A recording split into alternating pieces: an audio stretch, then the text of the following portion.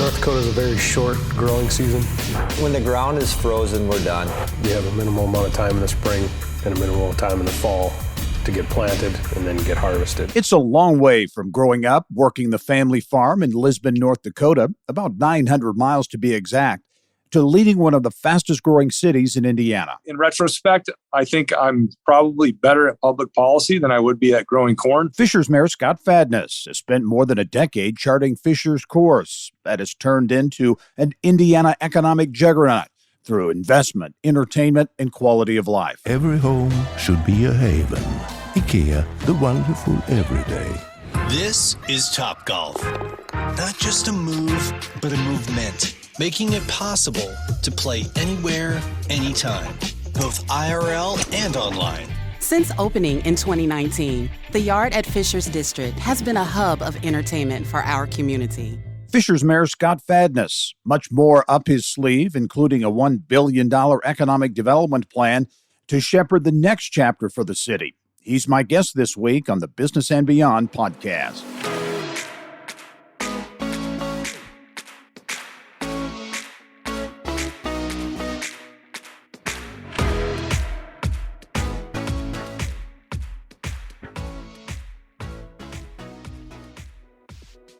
Hello and welcome to the Business and Beyond podcast presented by PNC. I'm Gary Dick.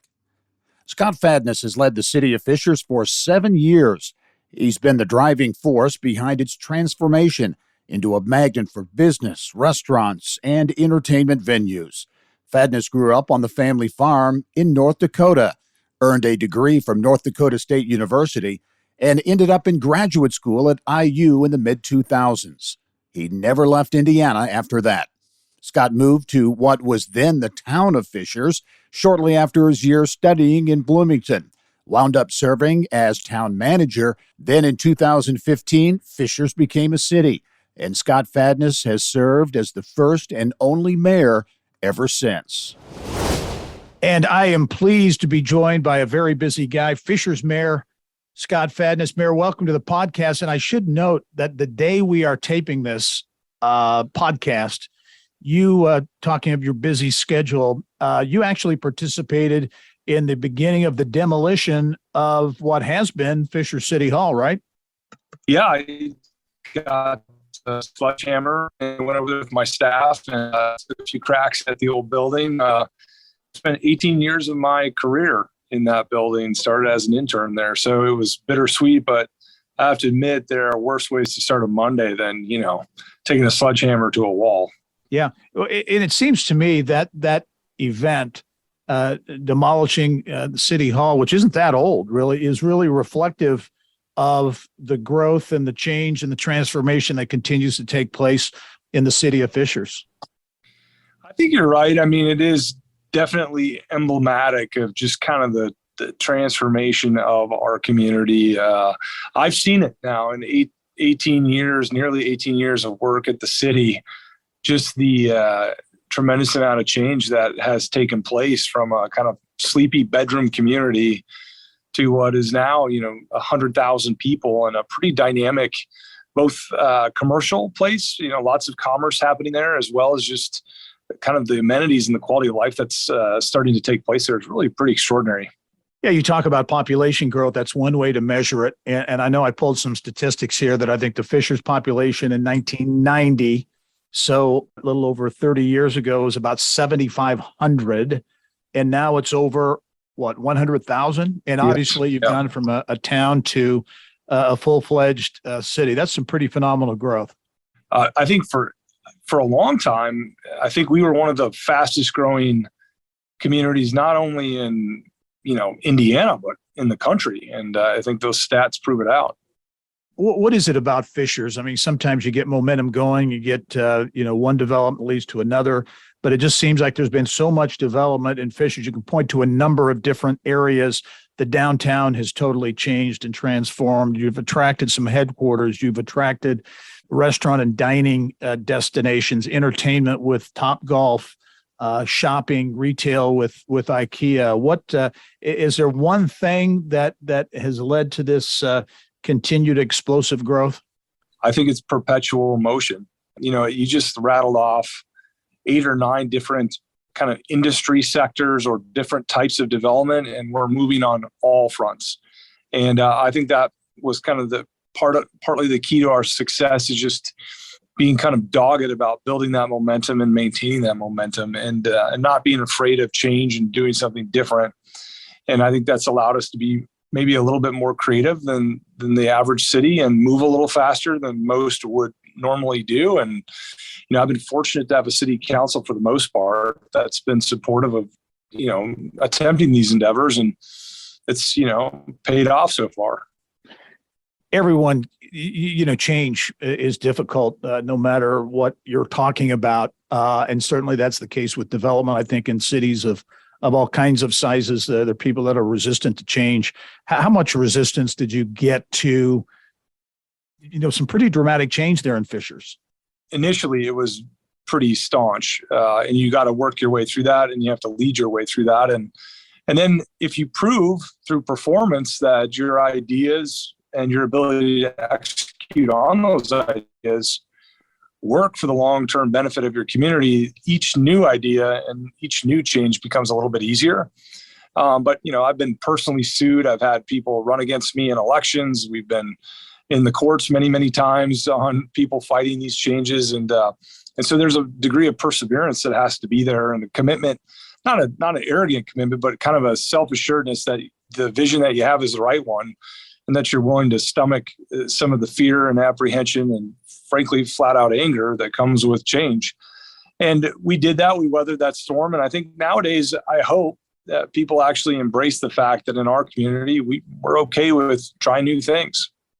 You're trying a lot of new things. And most recently, I know we talked about this on the TV show, but you announced a number of projects, new projects, some that had been announced earlier, but it shows the diversity of the companies that are interested in Fishers. Andretti Autosport, so the motorsports sector, Genezen Life Sciences, Stevanato, an Italian company, again, the life sciences, and also a new arena, which I think a lot of people were surprised by, an entertainment complex that will be home to the Indy Fuel. Talk about those projects. And again, use the word transformation, but really will herald some continued transformational growth. Yeah, I mean, we came close to nearly $1.1 billion in those announcements of new private and public investment. To your point, I think it's the variety is really what's kind of breathtaking about it, and then just the scale. But to have a global headquarters for Andretti, to have a North American headquarters for Stevanato, to focus on companies like Genezen. And also, when you look at the event center, we set out maybe a decade ago when I became mayor, I wanted to create a smart, vibrant, and entrepreneurial city. And part of that vibrancy, would require us to create places and spaces where families, people can come together and interact and be entertained. And so this seemed like a logical next step for our community. And it's been overwhelmingly supported by the community. When you throw these big ideas out there, you're never quite sure how the community will consume them. And so far, we've seen generally a lot of excitement and interest in having that type of amenity right in their back door. It is part of the strategy to become a destination, really. So not just a place where, people kind of pass through.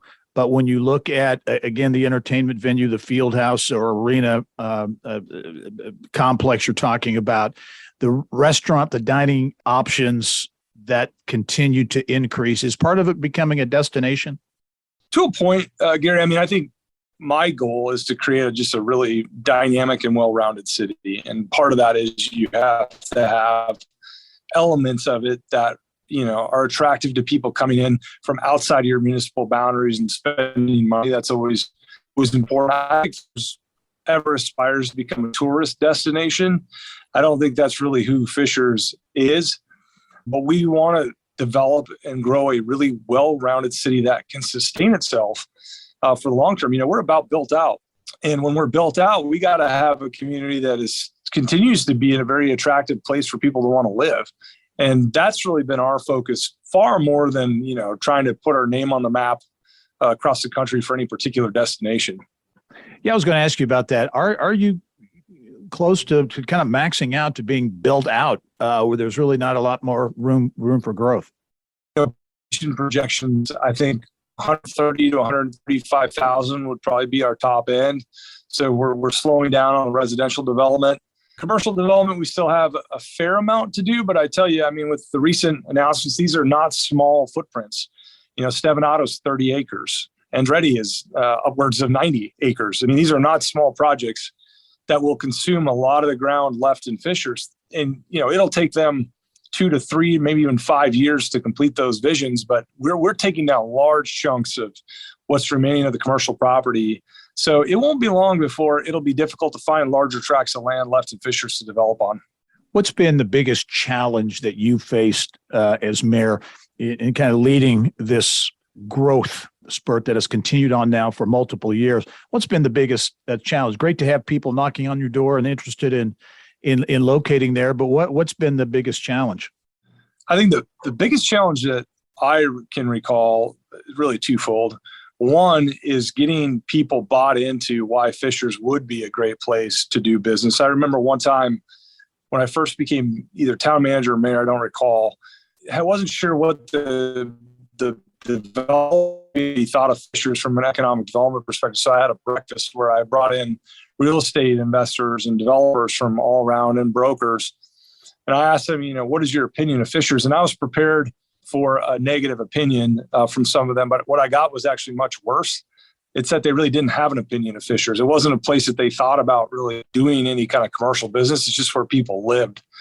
And so the biggest challenge was convincing that entire group of individuals that Fishers was a place to do business and that we did have a clear vision and that we could move forward. The other part of that was convincing the residents of Fishers that this was the appropriate direction for our community and then getting them on board and excited about it. Part of creating that identity, you talk about smart, vibrant, entrepreneurial, technology, certainly a part of that. And I can remember back with the launch of Launch Fishers, which is the kind of the iconic co-working space that was established there some years ago by serial entrepreneur John Wexler, who just announced Spoke Note, a company adding 300 jobs, will locate its headquarters there in downtown Fishers. But he had this idea to transform the lower part of the library then into Launch Fishers. And you bought into that. A lot of people did, and they said, this is a crazy idea to create this kind of co-working space. Was that kind of the start of that branding, if you will, of Fishers as an entrepreneurial city? Absolutely. It was the start of that movement. John and I had been friends for a long time, as you know, and I think one of the reasons we've been successful in Fishers from time to time has been partnering with people outside of the wheelhouse of government. I mean, you have to go find these individuals who are out in the economy who can become advocates for your community. And, John was that in the tech community. He was my entry point into that entire subculture. And so I followed his lead and, built a lot of meaningful relationships, learned a lot from the tech folks, and it allowed Fishers to have momentum in those early days to convince the world that, hey, Fishers can be a place where, dynamic commerce can occur. And I think we're replicating that to some degree now with life sciences. I can name a handful of folks who are in the life science industry that have been absolutely vital to helping me build meaningful relationships into that subculture and hopefully continue to recruit and grow more businesses here in our city. Has that life sciences growth, that success in the life sciences been a surprise to you in some regards? I know you purchased some land, I think, out east in the eastern part of the city as a kind of a life sciences park. And that has gone gangbusters. You've announced several major projects there. It kind of life sciences kind of caught fire.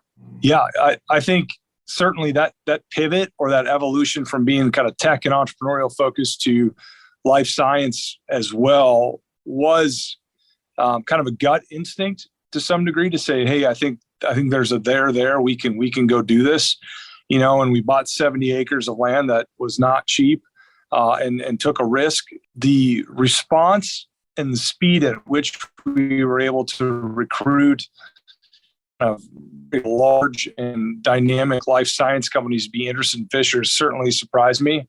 And we continue to, I just got done with a lunch with another life science company. So we continue to see a real pipeline there. And I think that's just the point of for our community to be successful long-term, whoever's in the seat of mayor, you have to go out in the world, see what's going on, understand what's happening, and then go back and position your community to be successful in that.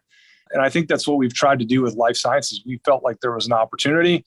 We moved quickly, and so far it's paid off for us.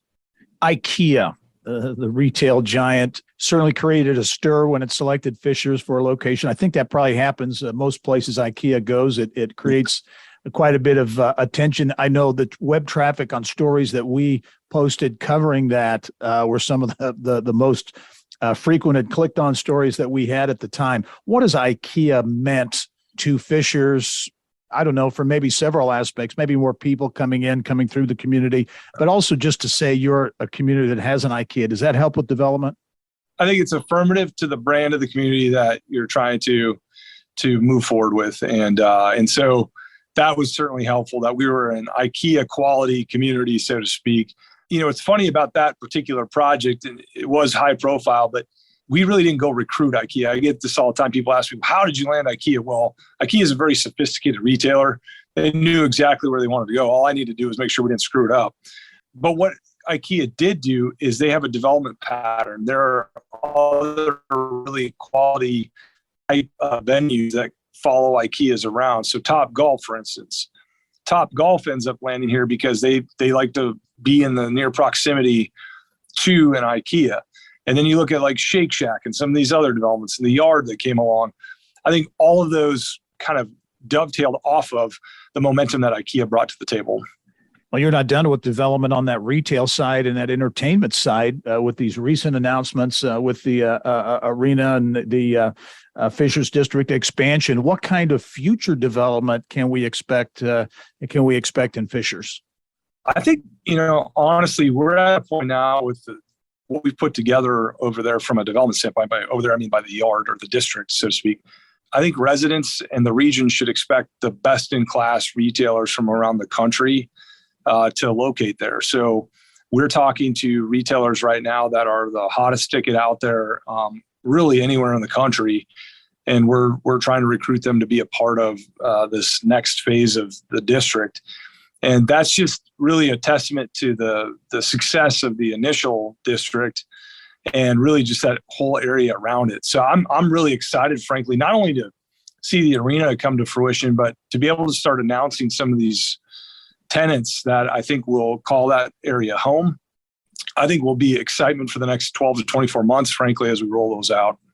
We have much more with Fishers Mayor Scott Fadness coming up. We'll talk about the early days growing up in North Dakota, on the farm in North Dakota, and a lot more. Maybe what's next for Scott Fadness. That's when the Business and Beyond podcast returns.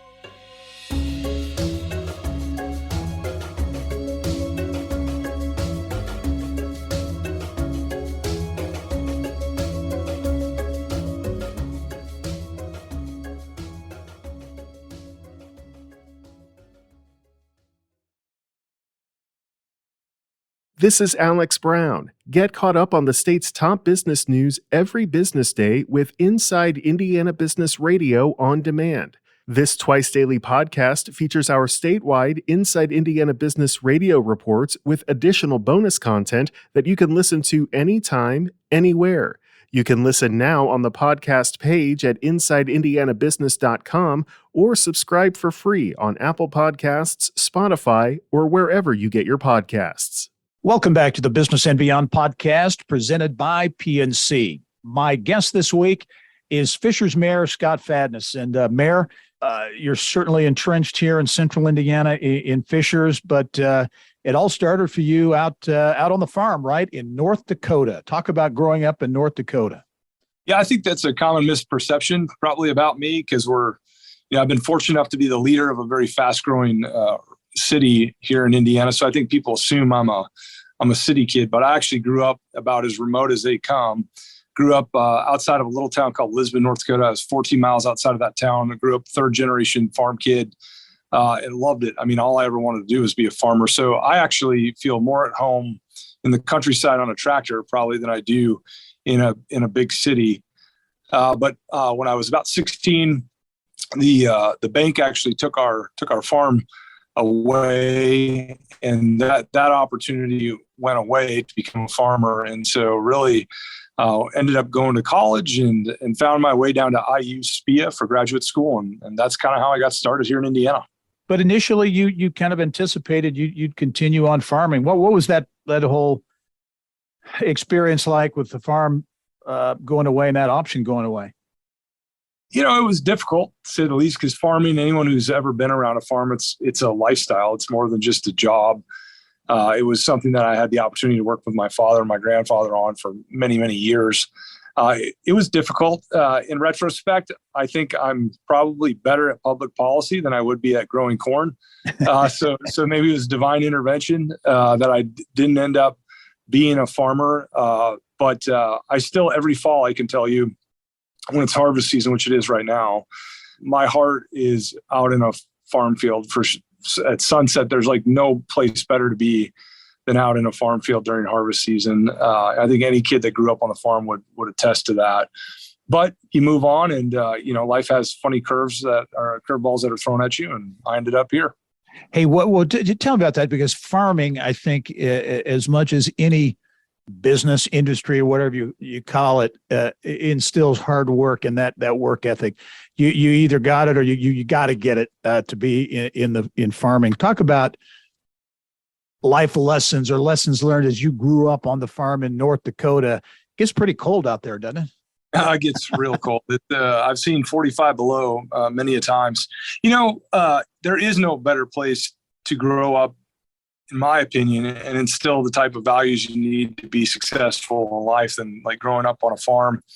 The work ethic, and then the sense of responsibility. My dad, if I did a good job, what it meant was that I was going to get more responsibility. Right. And so I think to some degree, that's how I've ended up in the roles that I have here, is that I don't crave adoration or awards or anything like that. I just want to feel like what I'm doing matters, and I want to have a seat at the table, and I want to take on the responsibility. And each time I've done that, it's opened up new doors and new opportunities for me. And so I do think a lot of the life lessons I learned on the farm have put me and served me well in the positions that I've been as I came to Fishers. Okay, you went to college at North Dakota. Is it University of North Dakota? University of North Dakota, undergrad, and then went to graduate school in Bloomington. Okay, now is North Dakota, is that the Bison? No, it was originally the Fighting Sioux. They've changed their name now, but NDSU was what I would call our rival. It was just up the road. I was at Grand Forks, North Dakota. It's about 35 miles from the Canadian border. It is ungodly cold up there. And the only thing I guess I would say that it's well known for is during the Cold War, they actually located a number of nuclear missiles in that area, because they knew if the Russians decided to drop bombs in those areas, it was the least populated area. It would have the least amount of damage. That's good. So you ended up at IU though, at SPIA. How did you end up at IU? Literally was looking to go to graduate school to be part of the public sector. Wasn't sure exactly how. SPIA was ranked as one of the top 3 schools in the country. I had never been to Indiana before. Had no idea where Bloomington, Indiana was. Applied, got in, and ultimately I moved down here in, I think it was spring of 2000 or summer of 2005 or 6, ended up coming down to Indiana. And you met your wife, Anna, right at IU? Yeah, I met my wife. So the School of Public and Environmental Affairs, I was the public affairs side of things. My wife she has her master's in environmental science. She works on mitigating and cleaning up hazardous waste and chemical spills throughout the state of Indiana and really throughout the country. And we hit it off, got married, and moved to Fishers. I got a job working for the town, and my wife got a job working for the state at the time. So did you have any thought of going into private sector or other endeavors, or were you really focused on public policy, politics, city government service? That was your focus? I fell in love with the idea of running the city. I've always had what I would call a love-hate relationship with politics. I don't particularly enjoy, nor was I ever interested in being elected. I really wanted to go, do the work, run the municipal government. And that's where I got into city management. And ultimately why I ended up in the town of Fishers at the time. If you recall, we had a town council and they appointed someone to run the day-to-day operations of the town. That was my role. I was apolitical, never claimed a political party, wasn't involved in any kind of political thing. I just wanted to, see government run well and be a part of that. And so that's kind of my motivations. Definitely not the political side. Private sector has always been intriguing to me on some level, but I'm kind of a do-gooder. I want to feel like whatever I'm doing matters. And I felt like in city government, if you run the city well, on a corny level, I guess I felt like I was having an impact on what is today nearly 100,000 people on a daily basis. That's a motivating factor for someone like me. That's a motivating factor. When you look at the flip side, because politics today, unfortunately, seems to be so divisive at all levels, certainly nationally, but it filters down to state and local government as well. Do you find the divisive nature and with social media and the different forms of communication now that I think exacerbates all that stuff? Do you find that makes it tougher to govern, tougher to run a city? Well, I think you have to be very disciplined about it. I decided when I first decided to run for mayor, I can remember to the day this conversation I had almost with myself where I just made a commitment that I'm 100% okay with losing an election, not okay with compromising what I think we need to do. And when you get committed to something like that, you can weather the storm of someone tweeted something nasty at you or 42 people didn't like you on Facebook today. You just have to do what you think is in the best interest of your community and then be okay with the fact that, the community may decide that your direction and your vision wasn't the correct one, or they may be just tired of you, or you might get swept up in some political, movement, and you might lose your role. And you got to remember that you don't own these roles. You're there to serve for a period of time, and people want to usher you out. Then you know what? I'll put a baseball cap on. You probably won't see me again, and I'll move on with my life. But I will have done what I thought was right. And I think that discipline is really, really important. If you lose that and all of a sudden you're on Facebook every night trying to figure out what direction you should move the city that doesn't have people posting ugly things about you, then you're going to be in a world of hurt. And I do think, to your point, Gary, what is unfortunate that I do see today, a decade ago or 5 years ago in local government, most people just want you to fix their stop sign. They want you to run a city well and, be competent, have integrity, things of that nature. And the problems that we dealt with were Fishers problems. So, someone didn't like the zoning that we were going to do. That was a Fishers made problem when we could solve it from a Fishers perspective. Social media and the national narrative that's out there today, now all of a sudden I'm being expected to respond to and deal with problems that aren't even originating in Fishers and may not even have an existence in Fishers, but it's got people swept up and they're emotional about things that they've seen on social media. I can't tell how many times I've talked to people who are, they'll call City Hall and start yelling and be upset about something. And it'll take me a while, but I'll finally get them to admit that the only place they saw it was on Facebook. That's not a reality, and I can't solve social media. So, yes, it's more difficult, but if you stay disciplined and you stay committed to the fact that you're only here for a period of time, you provide the services that you can the best way you know how and let the chips fall where they fall. You can still go to bed at night. Yeah. Do all you mayors in Hamilton County? I mean, I look at Hamilton County and I see Fishers in the growth and the kind of the brand that's been created there. Carmel growth, a different brand in Carmel. Same thing for Westfield growth, a different brand there. Noblesville creating its own path. So much growth in Hamilton County. And I'm sure there's a level of competitiveness there, but do y'all get along and talk all the time? Actually, believe it or not, we collaborate very well together. We do compete in a very nuanced way, which is really just this idea of how do we each create the most advantageous community for our residents. And I think each one of us is pursuing that in our own way. And I don't really believe that they're competitive against one another. But I think we're all in a race to truly try to create the best city we possibly can. Okay, I've got to ask you, you've had tremendous success there and made a name for the city, made a name for yourself as mayor of Fishers. What's next? People talking about, Scott Fadness, is he going to run for governor? Is there another job that one day you aspire to pursue?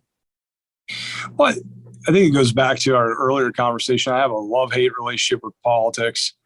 And so the idea of pursuing a higher office, most people who get into politics, you just assume that they're trying to get to the next level. I really didn't have that going into being mayor.